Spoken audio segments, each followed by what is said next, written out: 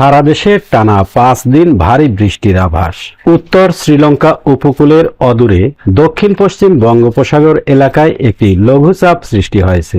এতে আগামী 5 দিন দেশের বিভিন্ন অঞ্চলে বৃষ্টি ও বজ্রসহ বৃষ্টির সম্ভাবনা রয়েছে। বিশেষ করে দেশের উত্তর ও উত্তর পূর্বাঞ্চলে ভারী থেকে অতি ভারী বৃষ্টিপাতের প্রবণতা অব্যাহত থাকতে পারে। 12 মে মঙ্গলবার আবহাওয়াবিদ এ.কে.এম. নাজমুল হকের দেওয়া পূর্বাভাসে এ তথ্য জানানো হয়। পূর্বাভাসে আরও বলা হয়েছে, লঘুচাপের পাশাপাশি পশ্চিমা লঘুচাপের বর্ধিতাংশ পশ্চিমবঙ্গ ও তৎসংলগ্ন এলাকায় অবস্থান করছে।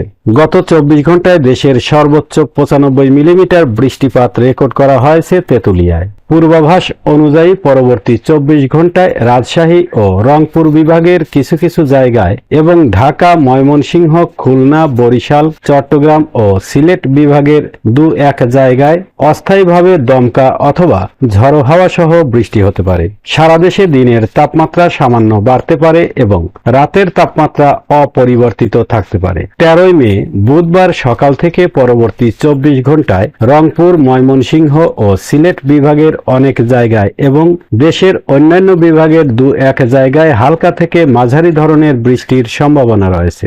এই সময়ে রংপুর, ময়মনসিংহ ও সিলেট বিভাগের কোথাও কোথাও মাঝারি ধরনের ভারী থেকে ভারী বর্ষণ হতে পারে। 14 মে বৃহস্পতিবার থেকে বৃষ্টির প্রবণতা আরও বাড়তে পারে।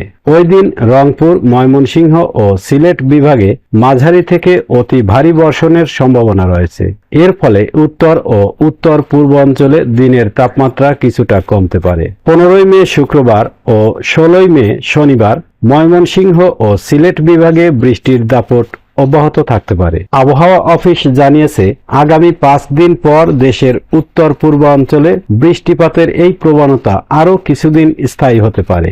বৃষ্টির সময় বজ্রপাত ও তীব্র দমকা হওয়ার বিষয়ে সংশ্লিষ্ট এলাকার বাসিন্দাদের সতর্ক থাকার পরামর্শ দেওয়া হয়েছে। তবে দেশের দক্ষিণ ও পশ্চিমাঞ্চলে বৃষ্টির পরিমাণ কিছুটা কমতে পারে।